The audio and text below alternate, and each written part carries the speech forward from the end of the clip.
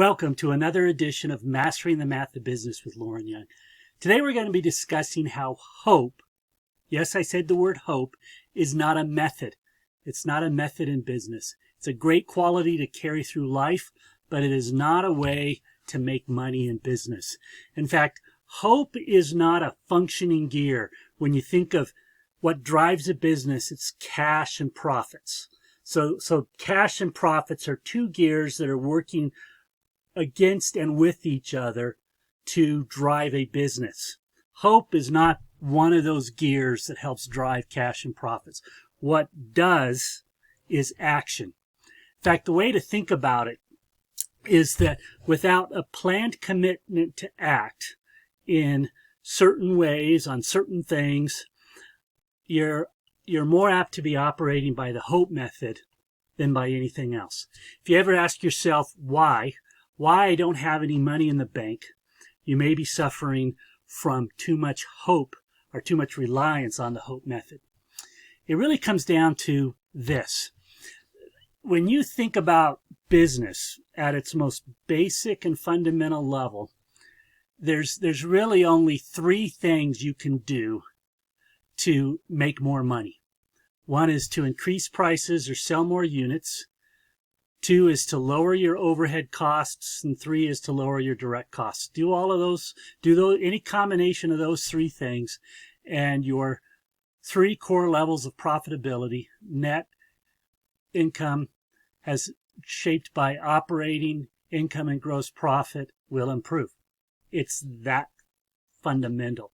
And that's why step 2 in the business CPR management system is to plan for your profits.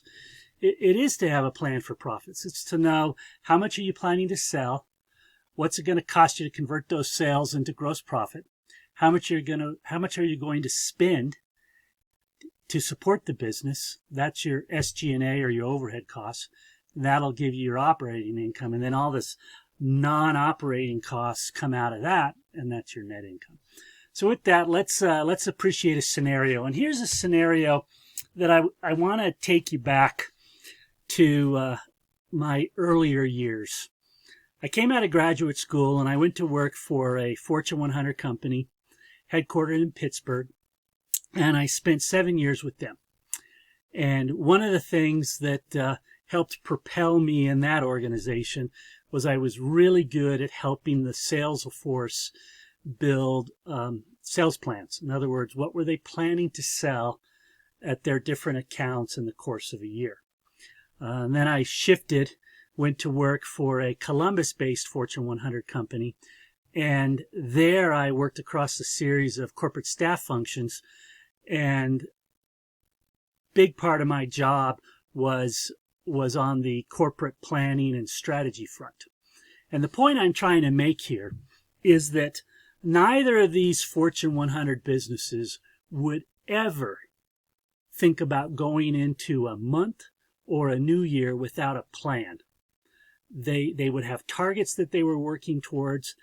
They would then measure their performance against those targets, because they would be run out the door if they tried to go into the next month without targets that they were working towards.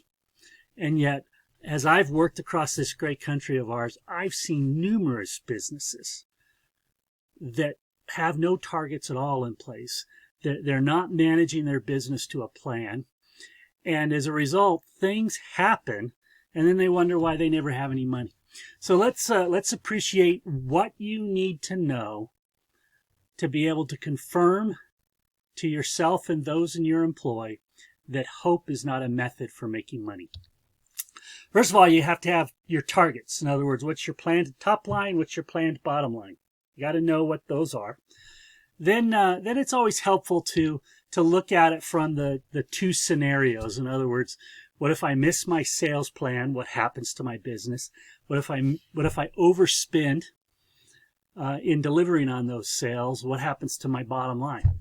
So here we've got two change factors just to appreciate. And here's something that I hope you're beginning to see in the math.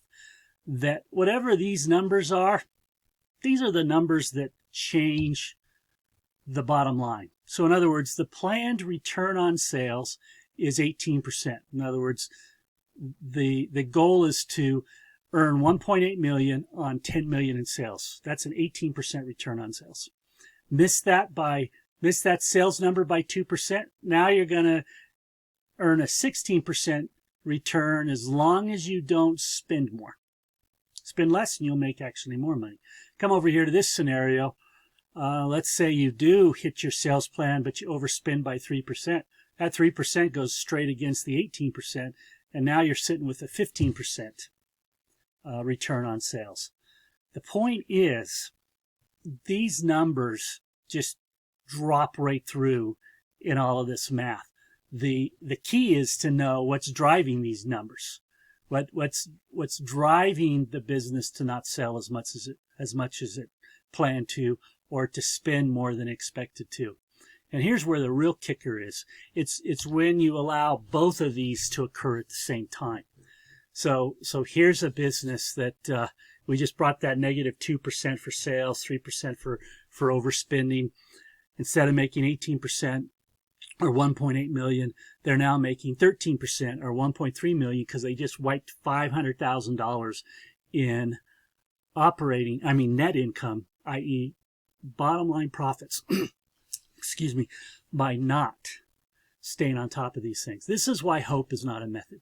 The call to action associated with this video is to recognize when you are too reliant on hoping things are going to work out, hoping that customer's going to pay this week so that you can pay off some vendors that are putting a lot of pressure on you, hoping that you're going to land a big sale without any activity going on to drive sales, hoping that at the end of the year you'll have a little bit of money to share with your loved ones. Hoping is not going to work. It never has and it never will. The point is, you've got to know what you're working towards and then see what you're getting. That's the whole point of the business CPR management system. And if you go to business-cpr.com, you can learn more about 5 things or 5 areas of your business that if you knew better today, you would start making more money tomorrow. And ultimately, it's going to come down to this. You're going to be looking at your business through these lenses. You're going to be looking at what's happening to sales, what's happening in operations, what's happening in administration. These are the areas that are ultimately going to drive what that number is. So thanks again for tuning in to another edition of Mastering the Math of Business with Lauren Young. I welcome comments and suggestions. If there's an area that you'd like to better understand, a topic that you'd like to wrap your mind around and understand the math that goes into that so that you can gauge whether it's important for you at this time in your business, drop me a line. Let me know what that is. Also, I welcome likes. YouTube loves likes, and so I love likes. And then lastly, subscribe.